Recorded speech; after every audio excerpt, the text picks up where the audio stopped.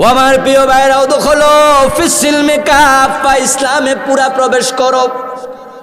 আপনি অর্ধেক মেনে জান্নাত খুঁজবেন না, এই সিস্টেমে জান্নাত পাওয়া যায় না, আপনি পুরা মানতে বাধ্য। ও মুসলমান, তোমরা রাসূল থেকে ইসলাম শিখো, রাসূল থেকে ইসলাম শিখো। রাসূলুল্লাহ সাল্লাল্লাহু আলাইহি ওয়াসাল্লাম বলেছেন, তারাকতু ফীকুম আমরাইন লান তাদিল্লু মা তামাসসাকতুম বিহিমা কিতাবাল্লাহ ওয়া সুন্নতি। বিদায় হজের দিন বললেন, আমি চলে যাচ্ছি, তোমাদের কাছে দুটি জিনিস রেখে যাচ্ছি, শক্ত করে আঁকড়িয়ে ধরো, পথ হারা হবে না। এক নাম্বার আল্লাহর কিতাব কোরআন, দুই নম্বর আমার সুন্নাহ হাদিস। সাহাবারা বিশ্ব নবীর এই হাদিস রেখে যাওয়া কোরআন কেমন ভাবে আঁকড়াইয়া ধরছে। হযরত ওমরের দিকে তাকাইয়া দেখেন, ওনার ছেলে আবু শামা মদ পান করেছিল। হযরত ওমর আবু শামাকে ছাড় দিয়েছে নাকি ৮০ বেত্রাঘাত করেছে। নিজের কলিজার টুকরা ছেলেটাকে কোনো ছাড় দেন নেই। ও আমার মুসলিম ভাই শোনো, আদম আলাইহিস সালাম জান্নাতে আল্লাহর কথা শোনেননি, গাছের কাছে যাই গেছে, গাছের ফল খাইছে। আল্লাহ উনার কাপড় চোপড় খুলে রাখছে, তারপরে দুনিয়ায় পাঠাইয়া দিছে। আচ্ছা, আমরা কি সেখানে কেউ ছিলাম? তো আমরা জানলাম কেমনে? এই ঘটনা আমরা কেমনে জানলাম? এগুলো কোরআনে আছে। আচ্ছা, আল্লাহ এগুলো কোরআনে নাজিল কেন করলো? আদম তো আমাদের বাবা, ঠিক না? হাওয়া আমাদের মা। এখন আমাদের মা, আমাদের বাবা যখন ফালাম্মা যাকাশ শাজারা বাদাত লাহুমা সাওআতুহুমা তাফাকা ইয়াখসিফান আলাইহিমা মিন ওয়ারাকিল জান্নাহ, গাছের ফল খেয়েছে, গায়ের কাপড় চোপড় খুলে গেছে, ওই গাছের পাতা দিয়া নিজের লজ্জাস্থান ঢাকতে শুরু করেছে। এই কথাগুলো আল্লাহ কোরআনে না বললে আমরা তো জানতামও না।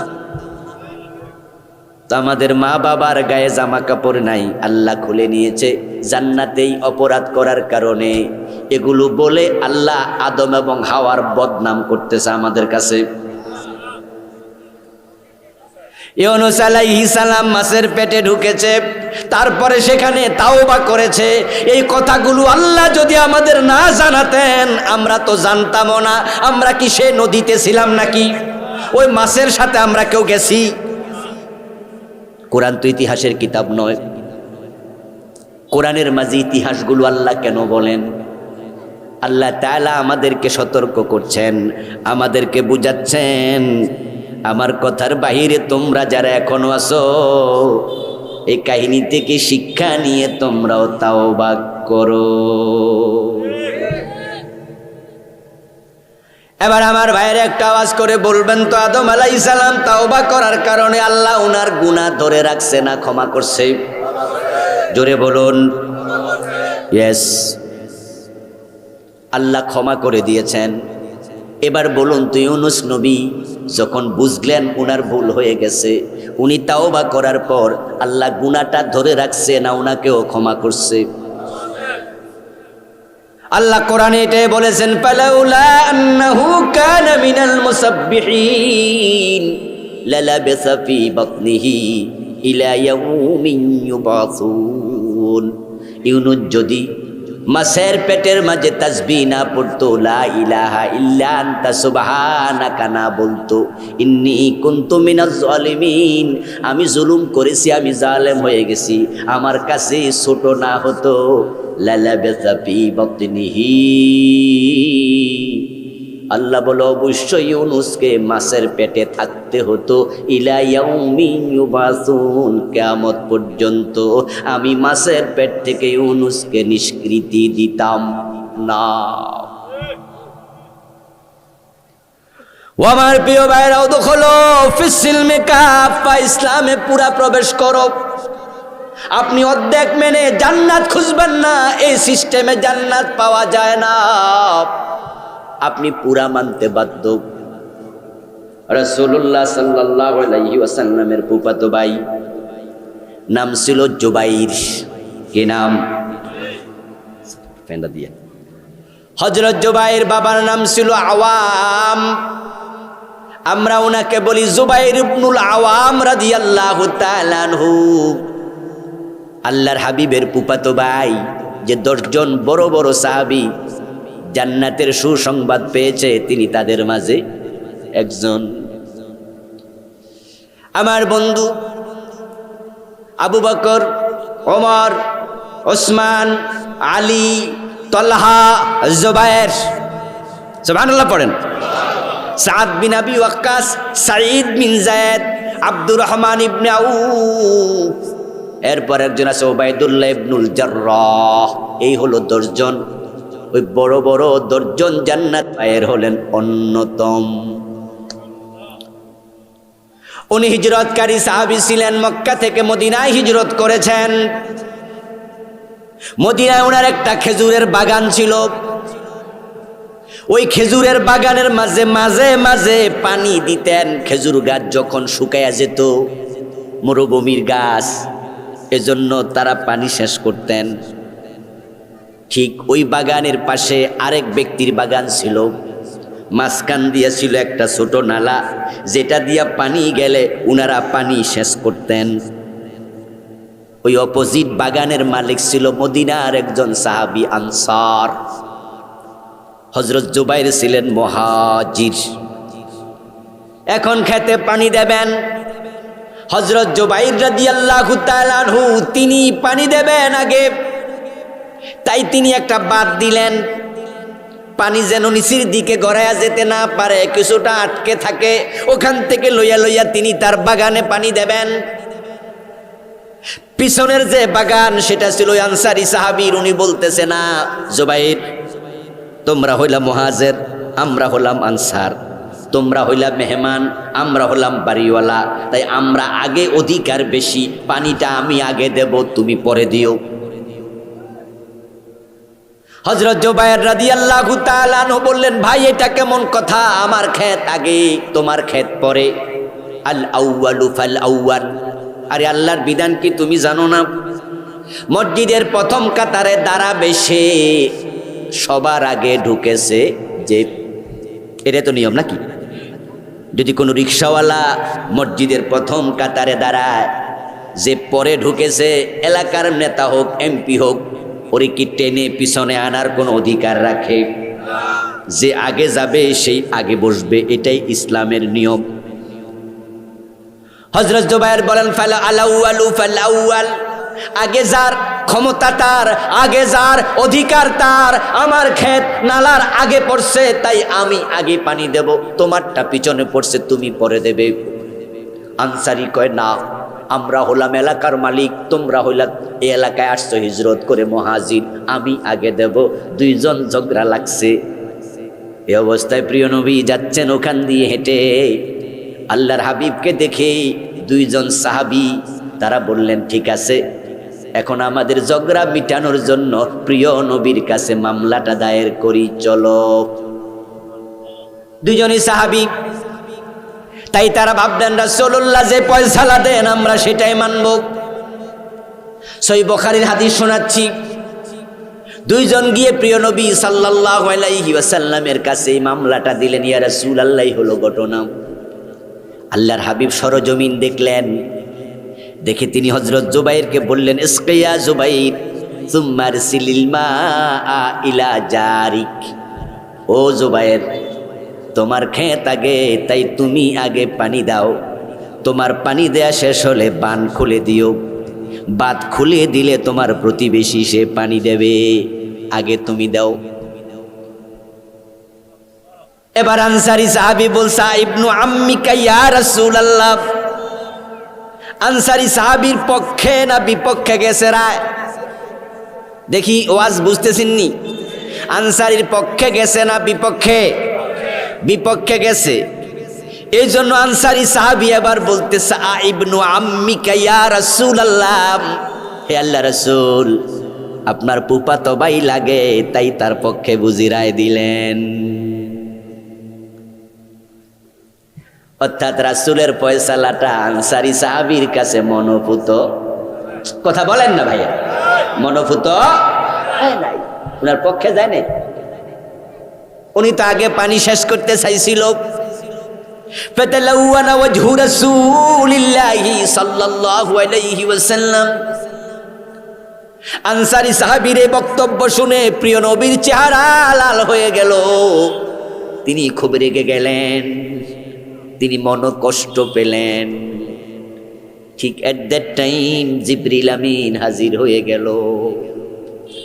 আল্লাহ তাআলা কোরআনের একটা আয়াত নাজিল করে বললেন, ফালা ওয়া রাব্বিকা লা ইউমিনুনা হাত্তা ইউহাক্কিমুকা ফীমা শাজারা বাইনাহুম সুম্মা লা ইয়াজিদু ফী আনফুসিহিম হারাজাম মিম্মা কাযাইত ওয়া ইউসাল্লিমু তাসলিমা। আওয়াজ দিয়ে বলেন সুবহানাল্লাহ। আল্লাহ তাআলা ওহী পাঠালেন, ফালা ওয়া রাব্বিকা লা ইউমিনুন, ও নবী আপনার রবের কসম। রাসূলের রবকে? মাশাআল্লাহ, জোরে বলুন, রাসূলের রবকে? আমাদের রবকে? আপনার রবের কসম মানে আল্লাহ নিজে নিজের কসম করে বলতেছেন, লা ইউমিনুন, এই লোকগুলো মুমিন হতে পারবে না হাত্তা ইউহাক্কিমুকা ফীমা শাজারা বাইনাহুম, যতক্ষণ তাদের মাঝে ঘটে যাওয়া সব ব্যাপারে আপনাকে হাকিম না বানাবে। ثم لا يجدوا في أنفسهم حرجا مما قضيت ويسلموا تسليما। এবং আপনি যে বিচার করেন, ফয়সালা করেন, আদেশ দেন, নিষেধ করেন, আপনি যা বলেন সর্বান্তকরণে যতক্ষণ মেনে না নেবে ততক্ষণ পর্যন্ত যতই নামাজ পড়ুক, রোজা রাখুক, কালেমা পড়ুক, তোমার রবের কসম তারা ঈমানদারি হতে পারবে না। ঈমানদার হওয়ার জন্য, মুমিন মুসলিম হওয়ার জন্য শর্ত, আমার আল্লাহ এবং তার রাসূল যা বলবে বলতে দেরি, মানতে দেরি করা যাবে না। আপনি অর্ধেক মাইনা ইসলাম খোঁজেন, জান্নাত খোঁজেন কেমনে?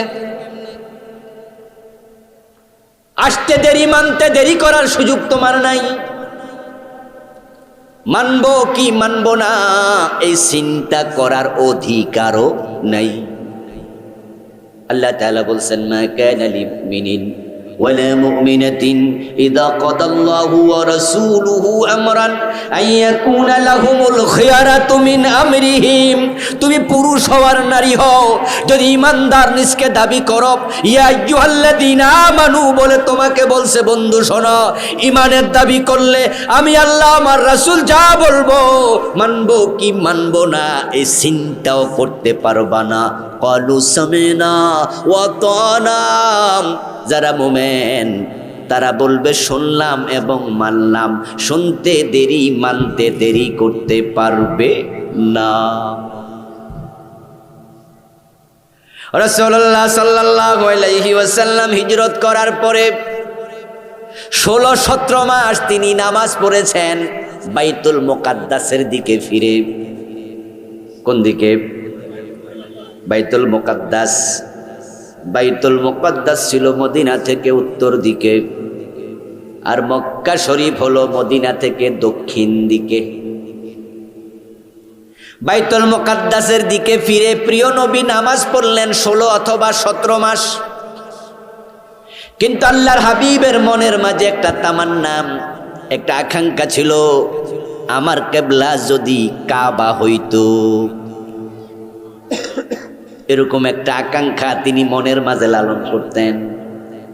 একদিন তিনি নামাজ পড়তেছেন, কোন মুহাদ্দিস বলছে জোহরের নামাজ, কেউ কেউ বলছে আসরের নামাজ, ইখতিলাফ আছে। 2 রাকাত ফরজ পড়েছেন আর 2 রাকাতের জন্য রাসূল দাঁড়াইছে। এই অবস্থায় জিবরিল আমিন নামাজ চলাকালে ওহী নিয়ে হাজির হয়েছে, বলেছে ফাওয়াল্লি ওয়াজহাকা শাতরাল মসজিদিল হারাম, আল্লাহর নবী আপনার চেহারা আপনি কাবার দিকে ফিরাইয়া দেন। নামাজ ছিল 4 রাকাত, পড়েছিলেন কয় রাকাত? জোরে বলতে হবে, কয় রাকাত? বাকি আছে কয় রাকাত? এই আয়াত নাজিল হওয়ার পরে রাসূলুল্লাহ সাল্লাল্লাহু আলাইহি ওয়াসাল্লাম তো মনে মনে ভাবতে পারতেন, যেহেতু 2 রাকাত পড়ে লাইছি, এই ওয়াক্ত যাক, আগামী ওয়াক্ত কাবার দিকে ফিরা যাবে। রাসূলুল্লাহ পরের ওয়াক্তের জন্য অপেক্ষা করলেন না নামাজের ভিতরে ফিরে গেলেন? মাশাআল্লাহ, উত্তর সঠিক। আল্লাহর হাবিব নামাজ চলাকালে ফিরে গেলেন। এই আদেশ অবতীর্ণ হতে দেরি, মানতে আর দেরি করেন নাই, নামাজের ভিতরে ফিরে গেলেন। আমার বন্ধু, আপনাদের এখানে আমার দিক সমস্যা। আমার মনে হয় আমি দক্ষিণ দিকে ফিরে বসে আছি। আসলে কি এটা দক্ষিণ? পশ্চিম। ঘরে নামাজ পড়ছি তো এটাই দেখাইছে পশ্চিম। তাহলে দক্ষিণ কোনটা? এটা দক্ষিণ। এইটা কি? তো আল্লাহর হাবিব উত্তর দিকে ফিরে নামাজ পড়তেছিলেন, যেহেতু মসজিদে আকসা উত্তর দিকে। আচ্ছা, তাহলে উত্তর দিকে ফিরে রাসূল নামাজ পড়তেছেন। আল্লাহ এই টাইমে কয় আপনার চেহারা আপনি দক্ষিণ দিকে ফিরান। তো যদি কইতো একটু পশ্চিম দিকে তাহলে কাইত হইলে চলতো, বা যদি কইতো পূর্ব দিকে কাইত হইলে চলতো। দক্ষিণ দিকে করার কারণে তো কাইত হওয়ার সুযোগও নাই, ফুরা ফিরতে হয়েছে, ঠিক না? আল্লাহর হাবিব নামাজের মাঝে 180 ডিগ্রি ফিরলেন, মানে পুরা। আল্লাহ রাসূল ইসলাম কি জিনিস বুঝাইয়া দিলেন, আমার আল্লাহ আদেশ করতে দেরি, আল্লাহর আদেশ মানতে দেরি করা যায় না। আর আমরা কিছু মাইনা বাকি বাদ দিয়া কই জান্নাতে যাবো? নামাজ পড়ে 5 ওয়াক্ত আবার সুদে টাকা লাগাইয়া রাখছে, এমন নামাজি আছে না নাই? 5 ওয়াক্ত নামাজ পড়া বেটা মনে মনে কয়, হুজুররা কয় নামাজ জান্নাতের চাবি, চাবি পাইলে ঠেকায় কে? তাই নামাজও সারে না, সুদও। নামাজ পড়া তুমি মুছে তেল দিচ্ছ, জান্নাতের কাঁঠাল খাইবা, কষ যেন না লাগে, ভাব ধরছো তুমি জান্নাতি। প্রিয় ভাই, ভুলে যেও না, ফাওয়াইলুল লিল মুসাল্লিন এমন একটা আয়াত কোরআনে আছে না নাই? আল্লাহ বলে, অতঃপর কিছু মুসল্লির জন্য ওয়াইল দোজক বানাইছি। নামাজ জান্নাতের চাবি হাদিস আছে, যদিও হাদিসের মান একটু জয়ীফ, কিন্তু হাদিস আছে। চাবি পাইছো কিন্তু বাড়ি পাও নাই। জান্নাত হলো তোমার বাড়ি, ওই জান্নাতে যেতে হলে শুধু চাবির মালিক হইলে চলবে না, বাড়ির মালিক হওয়া লাগবে।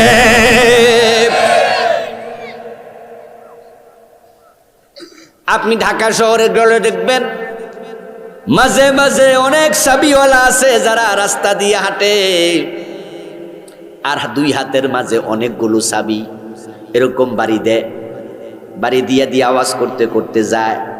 এর মানে হলো যাদের তালা টালা চাবি টাবি ঝামেলা, তারা হেরে ডাইকা নিয়ে চাবি বানায়।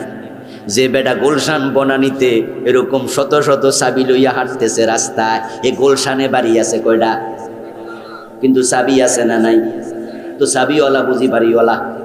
সে যেভাবে যুক্তি দিল, হে বুঝাইয়া দিল ঘুষ খাওয়া তার অধিকার। কথা বোঝেন নাই? মানে সে এমন ভাবে যুক্তি দিছে, 20 লাখ দিয়া চাকরি নিছি, 10 লাখ দিয়া ট্রান্সফার হয়েছি, 30 টাকা আমার তোলা লাগবো, এই জন্য আমি ঘুষ খাচ্ছি। এটা কোনো অন্যায় করছি আমি? এটা তো আমার প্রাপ্য অধিকার।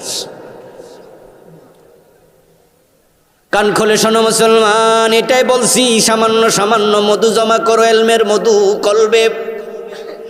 মানুষ 56টি কারণে কুফরি করে, নতুন একটি বই আমি লিখেছি। বইটার নাম দিয়েছি ঈমান, কুফর এবং নিফাক। এই বছর আসছে মার্কেটে, মাস 2 হলো, অক্টোবরে এসেছে। কাফের হয় মানুষ 56টা কারণে। স্টেজে শেষ দিকে ড্রাইভার সাহেব আনবে, নেবেন পারলে।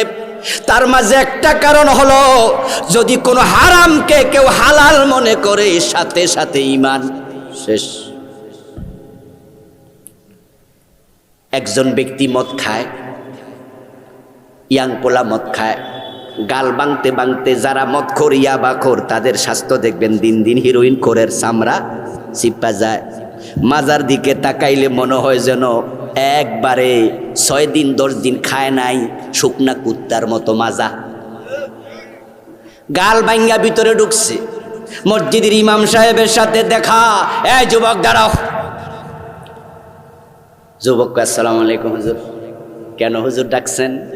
কমি আগে তোমারে মাঝে মাঝে মসজিদে দেখতাম, নামাজ কালাম পড়তা, শরীরটাও কত নাদুস নদুস ছিল। এখন মসজিদেও আসো না, গাল বাইঙ্গা পেটের ভিতরে, গালের ভিতরে ঢুকছে ঘটনা কি? কিছু খাও নাকি?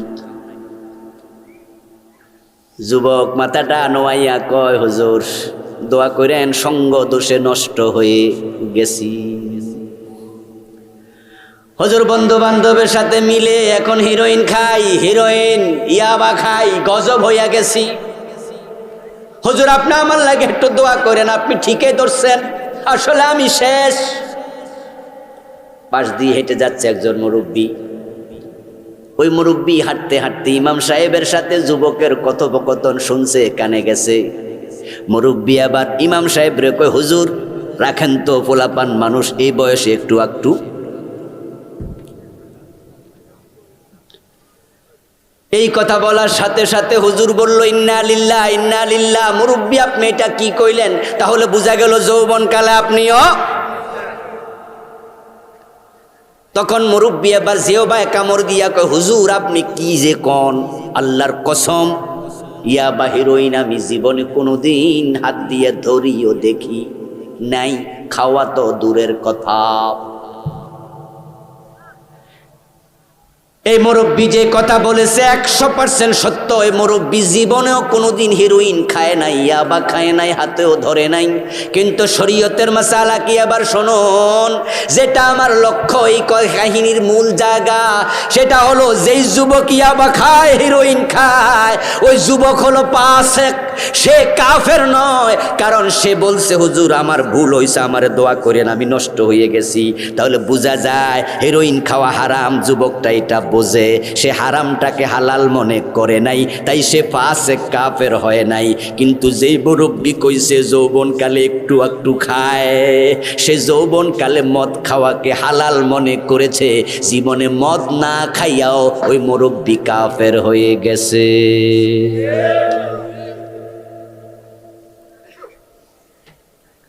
হারামকে হালাল মনে করলে আপনার ঈমান সাথে সাথে চলে যাবে। যখন মানুষ ইসলামের বাহিরে থাকে, তার অন্যায়কে জায়েজ করার জন্য সে বুদ্ধির আবিষ্কার করে। শয়তান তারে বুঝাইয়া দেয়, তুই যা করস অসুবিধা নাই। তা ঘোষখোর অফিসার রে শয়তান বুঝাইছে, তুই তো 30 লাখ টাকা ঘোষ দিয়া চাকরি লইছ, ট্রান্সফার হইছ, কিছু ঘোষ খাইলে আপাতত অসুবিধা নাই, 30 লাখ ওঠার পরে আর খাইস না। যারা সুদে টাকা লাগায় দেখবেন লক্ষ্য করে, সুদখোর কইলে মাইন্ড করে, ও চাচা আপনি সুদ খান? না না, আমি মুনাফা খাই। কি খায়? আরবের কাফেররা বলতো, ইন্নামাল বাইয়ু মিসলুর রিবা।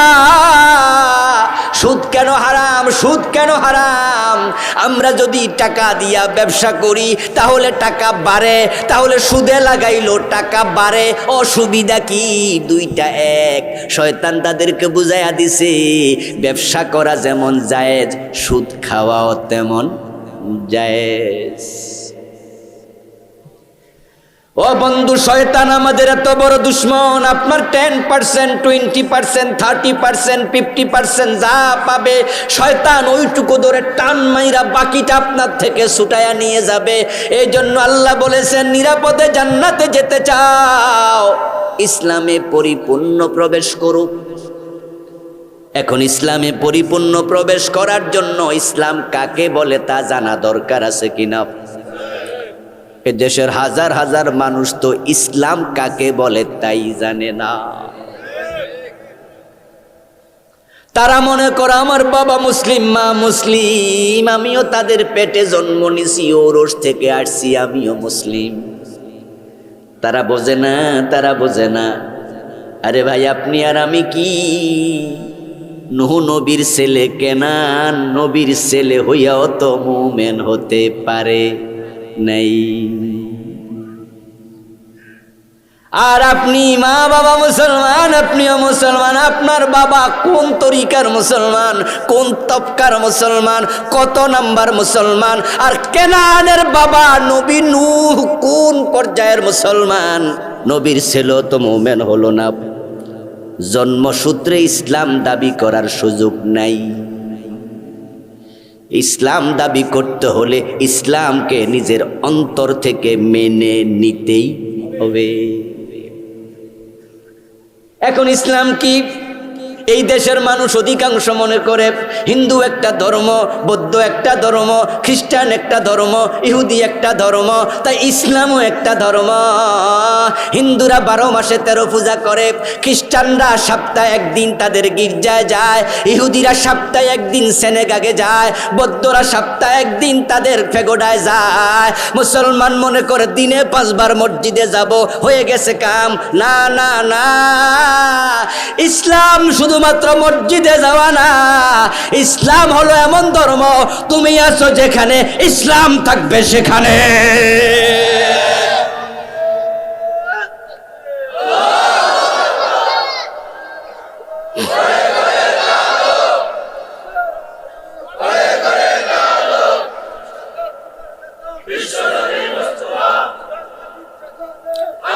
আমার প্রিয় ভাই,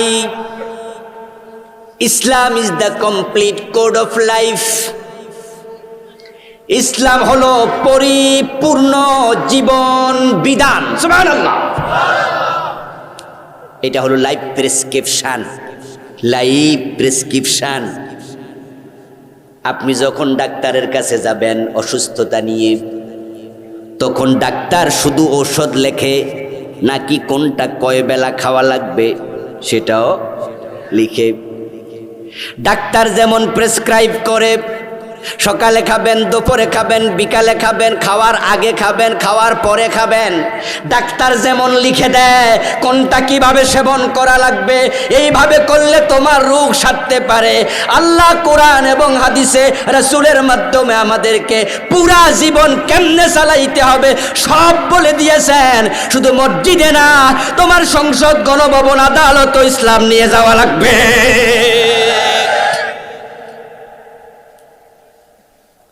জীবনের বটম থেকে টপ লেভেল, পাকঘর থেকে সংসদ ভবন, ব্যক্তি জীবন থেকে আন্তর্জাতিক বলয়, নিজের চুল কাটা, নখ কাটা থেকে শুরু করে রাষ্ট্র পরিচালনা পর্যন্ত উদখুলু ফিস-সিলমি কাফা।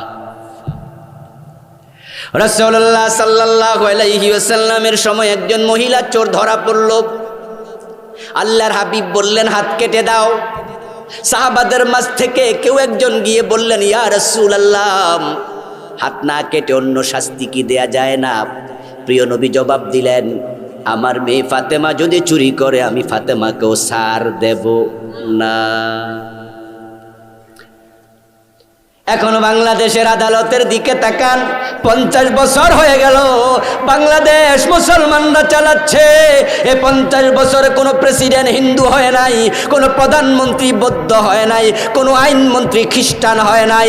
আদালতের 90% বিচারক মুসলমান, বাদী মুসলমান, বিবাদী মুসলমান, আসামি মুসলমান, হাকিম মুসলমান, ব্যারিস্টার মুসলমান, উকিল মুসলমান, সব মুসলমানের আদালতে আল্লাহর আইনে একটা রায়ও দেয়া হয় না। তো দখলো ফিস-সিলমি কাফা কই? আপনি মসজিদে যখন ঢুকবেন তখন ইসলাম রে শক্ত করে ধরবেন। মসজিদের বাহিরে সে আপনি ইসলাম আর মানবেন না। সুবিধাবাদ জিন্দাবাদে মোমেন হওয়া যায় না। আল্লাহর হাবিব বললেন, আমার মেয়ে ফাতেমা চুরি করলে ফাতেমার হাত আমি কেটে দেব।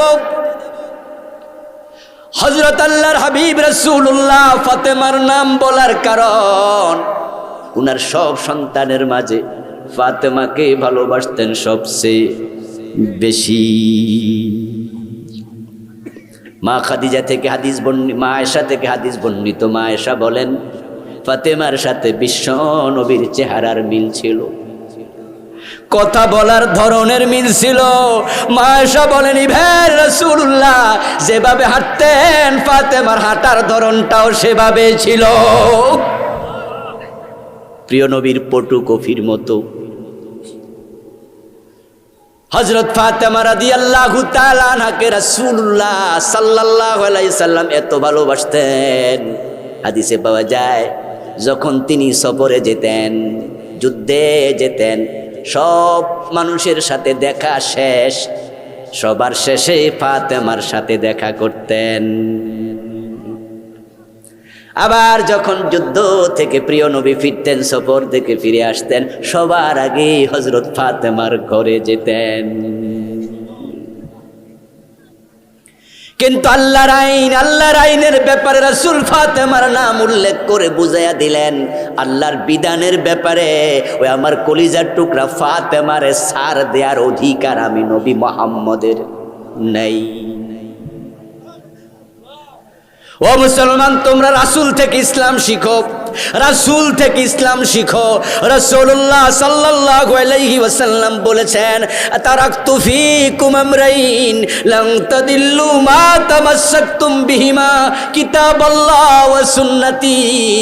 বিদায় হজের দিন বললেন, আমি চলে যাচ্ছি, তোমাদের কাছে দুটি জিনিস রেখে যাচ্ছি, শক্ত করে আঁকড়িয়ে ধরো, পথ হারা হবে না। এক নাম্বার আল্লাহর কিতাব কোরআন, দুই নম্বর আমার সুন্নাহ হাদিস। সাহাবারা বিশ্ব নবীর এই হাদিস রেখে যাওয়া কোরআন কেমন ভাবে আঁকড়াইয়া ধরছে। হযরত ওমরের দিকে তাকাইয়া দেখেন, উনার ছেলে আবু শামা মদ পান করেছিল। হযরত ওমর আবু শামাকে ছাড় দিয়েছে নাকি 80 বেত্রাঘাত করেছে। নিজের কলিজার টুকরা ছেলেটাকেও কোনো ছাড় দেন নেই। কবি নজরুল চমৎকার ভাবে বলেছেন, এই মাইকলা সাউন্ড একটু বাড়াই দেন তো। কবি নজরুল বলেছেন, মদ্যপানের অপরাধে প্রিয় পুত্রকে নিজ করে মেরেছ দোররা, মরেছে পুত্র তোমারই চোখের পরে। আরে ভাই, ইসলাম আমাদের বুঝতে হবে। আমরা কিছু মানি না, এতে মনে করি আল্লাহ তো খুশি হয়ে গেছে। তুমি ভুল বুঝেছ। এই আবু শামার ঘটনার মাঝে বড় শিক্ষা প্রিয় ভাই তোমার জন্য আছে। আবু শামা ব্যক্তি হিসাবে খারাপ ছিলেন না, বরং ইসলামের ইতিহাসে পাওয়া যায় আবু শামা রাহিমাহুল্লাহ তিনি মদ পান করেছিলেন মূলত যুদ্ধের ময়দানে। হযরত ওমর রাদিয়াল্লাহু তাআলা আনহু ছিলেন খলিফাতুল মুসলিমিন। উনার সময় রোম বিজয় হয়েছে, পারস্য বিজয় হয়েছে। মিশরে একটা যুদ্ধ ছিল, ওই যুদ্ধটাও মুসলিমদের সাথে হচ্ছে। ওই যুদ্ধে আবু শামা যোগ দিয়েছে ইসলামী মুজাহিদ বাহিনীর সদস্য হিসাবে, যোদ্ধা হিসাবে। মিশরের যুদ্ধে গেছে, ইসলামের যোদ্ধা। কিন্তু মরুভূমির দেশ, পিপাসা লাগে ঘন ঘন।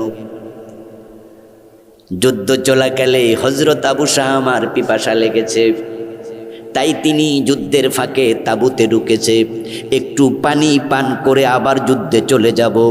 ঢুকে দেখে বালতিতে কিছু খেজুর ভিজানো আছে পানির মাঝে।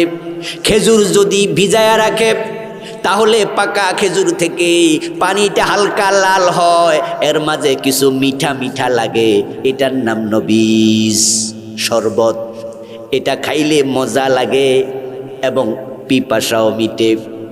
কিন্তু এই খেজুর যদি 2 দিন 3 দিন 4 দিন 5 দিন বেশি দিন ভিজানো থাকে তাহলে খেজুরটার মাঝে মাদকতা আসে, তখন এটা খাওয়া আর জায়েজ নেই।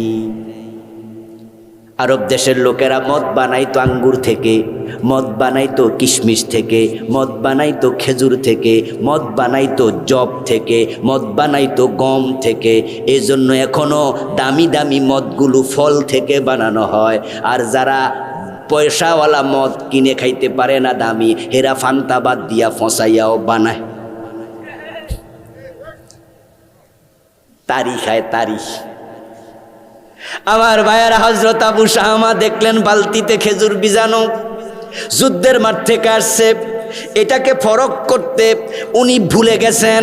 এটা যদি গাঢ় হয়ে যায়, হাত্তা গালা ওয়াস্তাদ্দা ফাসারা খামরা ফাহুয়া হারামুন ওয়ালাউ কাতরাতান, ফিকার কিতাবে লেখে যখন এরকম করে মদ বিজানো হয়, খেজুর বিজানো হয়, মদ হয়, এক পর্যায়টার মাঝে ফেনা জমে যায়, ফেনা জমতে জমতে গাঢ় হয়ে যায়, তখন এটা খাইলে মাদকতা তৈরি হয়, তখন ওইটার এক ফোঁটা খাওয়াও জায়েজ নাই, এটার নাম খমর, খাইলে মাতাল হয়।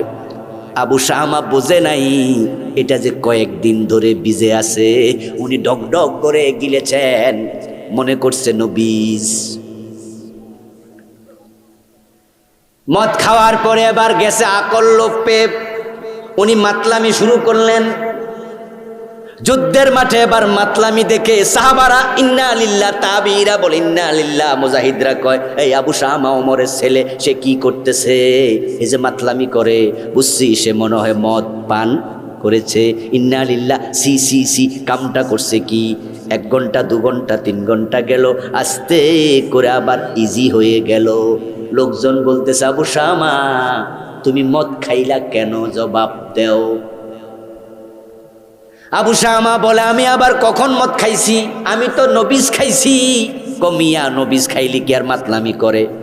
কও কি আমি কি মাতলামি করছি? যে বেটা ঘুমের মাঝে নাক ডাকে, বেটা কি বোঝে? কথা কয় না। কিছু কিছু লোক ঘুমের মাঝে নাক ডাকে না। হ্যাঁ, দেখবেন যে বাসে করে যাচ্ছেন, এক বেটার নাকের ডাকে পুরা গাড়ি কাঁপতাছে, মোটামুটি হেলিকপ্টারের আওয়াজ। এমন ভাবে নাক ডাকে পাশের বাড়ির লোকেরা টের পায় আব্বাস ঘুমাইছে। কিন্তু আপনি যদি হেরে ধরে ধাক্কা মারা সজাগ করে দেন, স্বামী নাক ডাকে, বউ ধাক্কা দিয়া কয় এই নাক ডাকো কেন, সজাগ হইয়া কয় কইছে কেডা।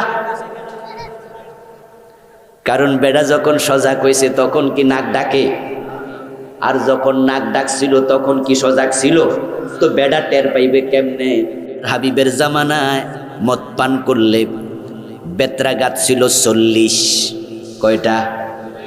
হযরত ওমর বললেন মদের পানকারী বেড়ে গেছে, তাই শাস্তি আমি ওমর একটু বাড়াইয়া দিলাম। তিনি রাষ্ট্রীয় সার্কুলার জারি করে দিলেন, মদ পান করলে বেত হবে 80। রাসূল সাল্লাল্লাহু আলাইহি সাল্লামের জামানায় তারাবির নামাজ আমরা যেমন জামাতে 30 দিন পড়ি, রাসূল কি 30 দিন পড়ছে? তিনি পড়েছেন 3 দিন। হযরত ওমরের জামানায় হযরত ওমর বললেন এখন থেকে তোমরা জামাতে পড়ো 30 দিন। হযরত ওমর রাদিয়াল্লাহু তাআলা আনহু সার্কুলার দিলেন মদ পান করলে 80 বেত লাগাতে হবে। আবু শামা বলে যদি আমি মদ পান করে গোপনে মাতলামি করতাম, যেহেতু আমি জেনে বুঝে মদ খাই নাই, গোপনে আমি আল্লাহর কাছে ক্ষমা চেয়ে নিতাম, আমার আল্লাহ আমার সহজে ক্ষমা করে দিত। কারণ আমি তো জানতাম না এটা নবীজ, এটা খমর, আমি তো মনে করছি নবীজ। কিন্তু এখন তো লোকজন দেখে ফেলেছে, সুতরাং এই চেহারা আমি আমার বাবা ওমরকে দেখাই কেমনে? তাই আবু শামা রাহিমাহুল্লাহ যুদ্ধের পরে সবাই মদিনায় ফিরে গেলেন, তিনি মদিনায় ফিরে গেলেন না। মিশরের শাসক ছিলেন হযরত আমর ইবনুল আস রাদিয়াল্লাহু তাআলা আনহু। কি নাম? আমর। কি নাম? আমর ইবনুল আস। কূটনীতিক, রাসূলের বড় সাহাবী। উনি ছিলেন মিশরের তৎকালীন গভর্নর। হযরত ওমরের যুগে উনার কাছে হযরত আবু শামা হাজির হয়ে গেছে, নিজের গায়ের জামাটা খুলে, চাচা আমি এসেছি, আমি অপরাধী, মদ পান করেছি, তুমি আমাকে হদ দাও, শাস্তি দাও। আমি অপরাধীর চেহারা নিয়ে বাবার সামনে যাব না, আমি অপরাধের কাফফারা দিতে রাজি আছি। হযরত আমর ইবনুল আস রাদিয়াল্লাহু তাআলা আনহু হাতে চাবুক নিলেন, 80টা বেত দিলেন, পিঠটা লাল হয়ে গেল। হযরত আবু শামা 80 বেত পিঠে নিয়ে মদিনায় হাজির হলেন। এক কান দোকান থেকে দেখে ওমরের কান পর্যন্ত খবর চলে গেল আবু শামা যুদ্ধের মাঠে মদ পান করে মাতলামি করেছে। ওমর তো রেগে আছে, বাড়িতে আসুক, বাড়িতে আসুক। ওমর তো মেজাজি মানুষ, যারে দেখলে শয়তান পর্যন্ত রাস্তা ছেড়ে পালিয়ে যেত। ওয়াশাদ্দুহুম ফি আমরিল্লাহি ওমর, রাসূলুল্লাহর বক্তব্য ছিল আল্লাহর নির্দেশের ব্যাপারে ওমর হলো সবচেয়ে কঠোর মানুষ। আবু শামা হাজির হওয়ার সাথে সাথে বলল, আবু শামা, যুদ্ধের মাঠে নাকি মদ পান করে মাতলামি করেছ? আবু শামা নিজের গায়ের জামাটা খুলে বাবার সামনে পিঠ তুলে ধরে বললেন, বাবা, আমি অপরাধীর চেহারা নিয়ে তোমার কাছে আসি নাই, অপরাধ আমি মিশরে রেখে এসেছি। আমার পিঠ দেখো, তা সাক্ষী। আমি আমর ইবনুল আসের কাছে গেছি, তিনি আমাকে 80 বেত দিছে। হযরত ওমর খুশি হয়ে গেলেন। তিনি বললেন, ভালো কাজ করেছো, ভালো কাজ করেছো, বেত কম দেয় নাই তো, আমার সার্কুলার আমল করেছে। আমর ইবনুল আস বলে, হ্যাঁ 80 বেত দিছে, আপনার সার্কুলার ফলো করেছে। হযরত ওমর বললেন, তাহলে একজন সাক্ষী হাজির করো, আমি তোমার কথাটাকে প্রশান্তির সাথে বিশ্বাস করতে চাই, আমার অন্তরে কোনো রকম যেন কলক না থাকে, কনফিউশন না থাকে। তোমারে যে 80 বেত দিছে, কে সাক্ষী ছিল? একজন সাক্ষী আনো দেখি। আবু শামা বললেন, বাবা, সাক্ষী পাবো কোথায়? আমি যখন চাচার কাছে গেছি, চাচা আমর ইবনুল আস 80 বেত দেওয়ার সময় ঘরের দরজা বন্ধ করছে, তারপরে আমারে পিটাইছে। হযরত ওমর বললেন, ইন্না লিল্লাহ। বলে কি, বলে কি, বলে কি? ঘরের দরজা বন্ধ করার অনুমতি আমর ইবনুল আসকে কে দিয়েছে? আমার প্রিয় রাসূল তো অপরাধীকে যখন শাস্তি দিতেন, তিনি প্রকাশ্যে মানুষের সামনে দিতেন। ও বেটা, তোমারে পিটাইতে গিয়ে ঘরের দরজা লাগাইছে কেন? সাথে সাথে চিঠি লিখলেন, আমর ইবনুল আস, তুমি মদিনায় আসো। চিঠি পাইয়া হযরত আমর ইবনুল আস রাদিয়াল্লাহু তাআলা আনহু মদিনায় দৌড়ে আসলেন। জিজ্ঞাসা করলেন, তুমি কয়টা বেত দিছো? আমর ইবনুল আস বলে, আল্লাহর কসম 80টা গুনে গুনে দিছি, আপনার আদেশ অক্ষরে অক্ষরে পালন করেছি। বুঝলাম ঘরের দরজাটা বন্ধ করছো কেন? আল্লাহ তো কোরআন মাজিদে বলছে, ওয়ালিয়াশহাদ আযাবাহুমা তাইফাতুম মিনাল মুমিনিন। তোমরা যখন পাপীদেরকে শাস্তি দেবে, জেনা করলে হদ কায়েম করবে, চুরি করলে হাত কাটবে, তখন তোমরা মানুষের সামনে কাটিও, কারণ যারা অপরাধী তারা শাস্তি পেয়ে অপরাধ ছেড়ে দেবে, আর অন্য মানুষ শাস্তি দেখে অপরাধ ছেড়ে দেবে।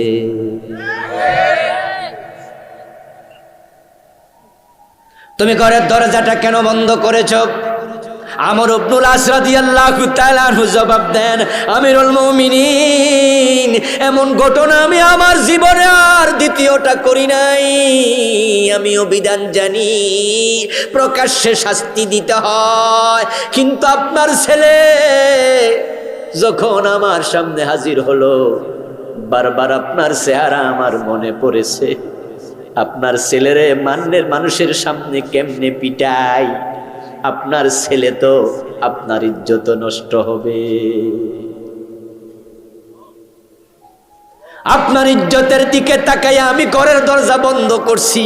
হযরত ওমর জবাব দেয়, আরে বেটা, অপরাধীর কোনো পিতৃ পরিচয় থাকে না, অপরাধী সব সমান, আল্লাহর আইনের মাঝে পরিবর্তন করেছ, তোমার বিচার বাতিল, বাতিল, বাতিল, আবার 80 বেত দিতে হবে। ইসলাম কিছু মানবা কিছু মানবা না, এই অধিকার তোমার নাই। আবু শামাকে আবার মানুষের সামনে 80 বেত দেয়া হলো। আবু শামা সেই হদ আর সহ্য করতে পারেননি। কোন ঐতিহাসিক বলেন 1 সপ্তাহ পরে তিনি মরে গেছেন, কেউ বলেন 15 দিন 20 দিন, কেউ বলেছেন 1 মাস 6 মাসের কথাও কেউ কেউ বলেছেন। হযরত আমর ইবনুল আস চলে গেলেন মিশরে, কিন্তু আবু শামা চলে গেলেন কবরে। আবু শামা দারুণ অসুস্থ, সহ্য করতে পারেন নাই 160 বেত্রাঘাত। উনি অসুস্থ অবস্থায় হযরত ওমর আবু শামার কাছে গেলেন। ছেলের মাথার পাশে বসলেন, ইয়া বুনাইয়া কাইফা আনতা, ও কলিজার টুকরা ছেলে কেমন আছো, কেমন বোধ করছো? তখন হযরত আবু শামা বলতেছে, ইয়া বাতি তাকতুলুনি, ও আমার প্রিয় পিতা, তুমি তো আমারে পিটাইয়া মাইরা ফেলছো, আমারে ডাবল শাস্তি দিয়া এখন খোঁজ নিতে আসছো আমি কেমন আছি। হযরত ওমর তখন বললেন, ইজা লাকাইতা রাব্বাকা ফাখবিরহু ইন্না উমারা কাদ আকামানিল হাদ্দা, ও কলিজার টুকরা আবু শামা, তুই যদি মরে যাস আল্লাহর সাথে সাক্ষাৎ হলে আমার আল্লাহকে জানায়া দিস শরীয়তের হদের ব্যাপারে বাবা ওমর ছেলের রেহাই দেয় নাই। এটা আমার রাসূলের ইসলাম, কমানো যাবে না, বাড়ানো যাবে না, কিছু মানবো কিছু মানবো না, সুবিধাবাদ জিন্দাবাদে মুমিন হওয়া যায় না। কবি নজরুল চমৎকার কথাগুলো বলেছেন। আমার প্রিয় ভাইয়েরা, এখন আমরা ইসলাম মসজিদে ঠিকে মানি, ডান পা দিয়ে ঢুকি, বাম পা দিয়ে বের হই। ইমাম ভুল করলে লোকমা দেই, বাবা ইমাম বাবারও সারি না। পীর সাহেব ইমামতি করছে, মুসল্লি তার পিছনে দাঁড়াইছে, সবাই তার মুরিদ। 3 রাকাত মাগরিব, 2 রাকাত পরে যদি ফির সালাম ফিরায়, উনার মুরিদেরা সালাম ফিরাবে না লোকমা দেবে, ফিরেরও সারে না। কিন্তু সেই মুসলমান তাদের দেশ চালাচ্ছে ব্রিটিশ আইনে, আল্লাহর আইনের কথা তারা বুঝেই না। বরং আল্লাহর আইনের কথা আমরা যারা বলি আমাদের সহ্য করে না, উল্টা মৌলবাদী বলে গালি দিয়া দেয়। তোমার ঈমান থাকবে কেমনে? বাবা 5 ওয়াক্ত নামাজ পড়ে, নিজের যুবক ছেলেটা ঘরে ঘুমায় আছে। এই তো বিশ্বকাপ ফুটবল চলতেছে, কত হাজার হাজার যুবক রাত জেগে খেলা দেখে ফজরের নামাজের খবরটাও নেই। ওদখুলু ফিস সিলমি কাফা, তুমি নামাজে ধরে গেছো, তোমার সন্তানের খবর কি? আল্লাহ রাসূল তো বলছে, সন্তানের বয়স যখন 7 তাকে নামাজ শিখাও, বয়স যখন 10 নামাজ না পড়লে প্রয়োজনে ফিটাও। হাদিস আছে না নাই? অথচ আপনার ছেলের বয়স 20-22, ঘুমায় আছে ফজরের টাইমে, আপনি মসজিদে যান, সাথে নেয় না, উল্টা আরো কম্বল টাইটা দেয়। যে সমস্ত যুবতী মেয়েগুলো স্কুলে যায়, কলেজে যায়, ওড়না পরে না, ভালো করে বোরকা পরে না, নিজের বুকের সৌন্দর্য, চুলের সৌন্দর্য, ঠোঁটের সৌন্দর্য মানুষকে দেখাচ্ছে, এই বেপর্দা নারীদের মা বাবা আছে না নাই? বড় ভাই আত্মীয় স্বজন আছে না নাই? ওই বেপর্দা মেয়ে কলেজে যায়, তোমার চোখ কোথায়? ওদখুলু ফিস সিলমি কাফা যদি মানতাও, তোমার বউটা বেপর্দায় অফিসে আদালতে যেতে দিতে না। আপনি নামাজ পড়বেন, আপনার পরিবার বেখবর, আপনি নিজে হজ করবেন, মেয়েটা বেপর্দায় চলে, সুদে টাকা লাগাবেন, ঘুষ খাবেন, জান্নাত খুঁজবেন, কেমনে সম্ভব?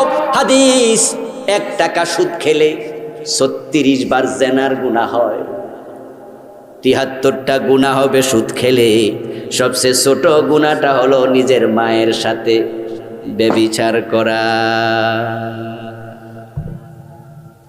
হাসরের ময়দানে সব মানুষ যাবে হুফাতান ওয়া উরাতান ওয়া গুরলা, কারো গায়ে কাপড় নাই, পায়ে জুতা নাই, খতনা করানো নাই, মাথায় টুপি নাই, ও মানুষ উলঙ্গ অবস্থায় কবর থেকে উঠবে, হাসরের ময়দানে যাবে।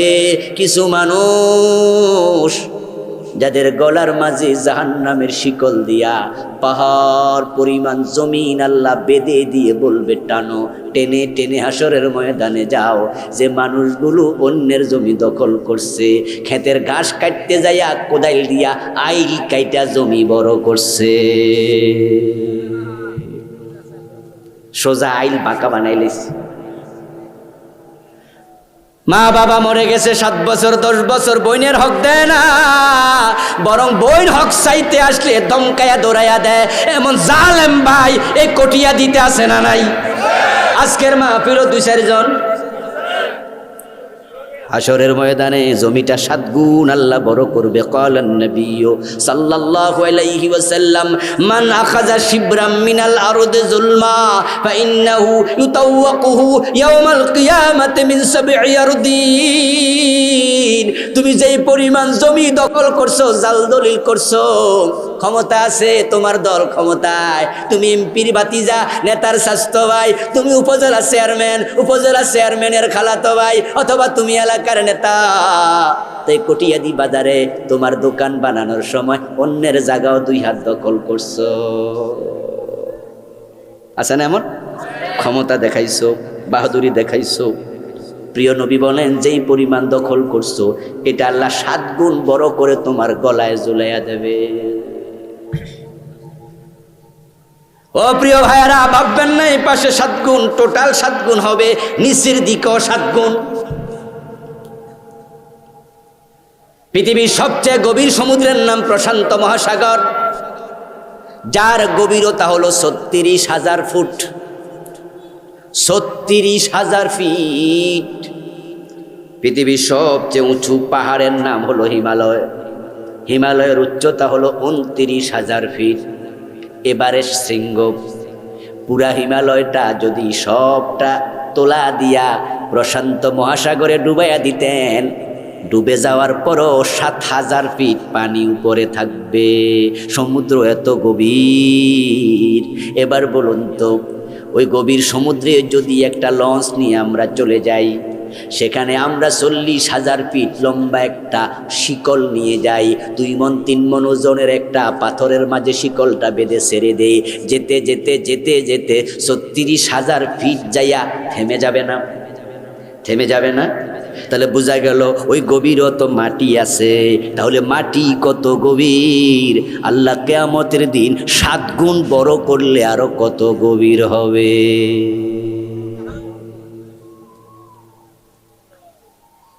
এটা তোমার গলার মাঝে আল্লাহ তাআলা ঝুলাইয়া বলবে, যা হাশরের মাঠে যা।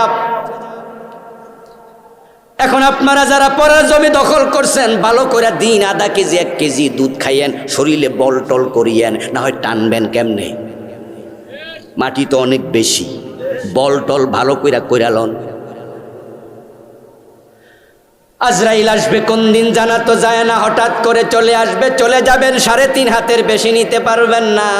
এই যে বাজারে জমি দখল করছেন, মাঠের জমি জাল দলিল করছেন, বনের জমিটা আটকায় রাখছেন, খাবে আপনার ছেলে, খাবে নাতিপুতি, কিন্তু গলায় ঝুলানো হবে আপনার, টানতে হবে একা। সেদিন কোনো সহযোগী পাওয়া যাবে না। আরে মানুষ কত ব্যাকল, কত বোকা, সে কার জন্য কামাইলো আর মাইর খায় সে একা। এই জন্য ইসলামে পরিপূর্ণ প্রবেশ করুন। হারাম আছে যেখানে, আমরা নাই সেখানে। সাহেবুল বাইত আদরা বিমা ফি, বাড়ির মালিক ভালো জানে বাড়িতে আছে কি। বাড়ির মালিক ভালো জানে। এই ক্যামেরা সমস্যা হচ্ছে নাকি? হচ্ছে? তাহলে নামাই দেন ভাই। বাড়ির মালিক ভালো জানে বাড়িতে আছে কি। আপনারা কে কোন হারামের সাথে জড়িত আমি জানি না, নিজেরটা নিজে তো জানেন। দোকানে বৈশা ব্যবসা যদি করে 12 ঘন্টা, 12 ঘন্টার মাঝে সারাদিন মিছা কথা কয়, এমন ব্যবসায়ী আছে না নাই? এমন বাটখারা দিয়া ওজন করে যে বাটখারার গায়ের মাঝে লেখা আছে 1 কেজি 1 কিলো 1000 গ্রাম, বাস্তবে আছে 900 গ্রাম। স্পেশাল অর্ডার দিয়া কোম্পানি থেকে বানাই আছে, তাই যা বেছে 100 গ্রাম কম। ও মিয়া, তুমি মানুষ ঠকাও, তোমাকে এটা ফিরাইয়া দিতেই হবে। তবে যেদিন ফিরাইয়া দিবা সেদিন কিন্তু তোমার কাছে বস্তু থাকবে না, আমল নামার সওয়াব দিতে হবে। এই জন্য আমরা ইসলামে পরিপূর্ণ প্রবেশ করতে চাই, জীবনের সব জায়গায় ইসলাম নিতে চাই। আমি যদি থাকি ব্যবসায়ী প্রতিষ্ঠানে, ইসলাম থাকবে সেখানে। আমি যখন থাকবো মন্ত্রণালয়ে, ইসলাম চলে যাবে মন্ত্রণালয়ে। আমি যখন সংসদে ঢুকবো, ইসলাম সংসদে ঢুকে যাবে। আমি যখন টয়লেটে ঢুকবো, টয়লেটে ঢুকতো ইসলামের আইন আছে না নাই? আমি যখন ঘুমাবো তখন ইসলাম সাথে থাকবে, আমি যখন খাবো ইসলাম সাথে থাকবে। এটার নামই হলো ফিস সিলমি কাফা। আল্লাহ পাক রব্বুল আলামিন আমাদের সকলকে ইসলামে পরিপূর্ণ প্রবেশ করার তৌফিক দিন, বলেন আমিন। যদি কখনো কোথাও বুঝি যে পারি নাই, তখন সাথে সাথে আদম নবীর মতো, ইউনুস আলাইহিস সালামের মতো তাওবা করতে দেরি করা যাবে না। হাদা মা ইনদি ওয়াল ইলমু ইনদাল্লাহ আলাইহি তাওয়াক্কালতু ওয়া ইলাইহি উনীব।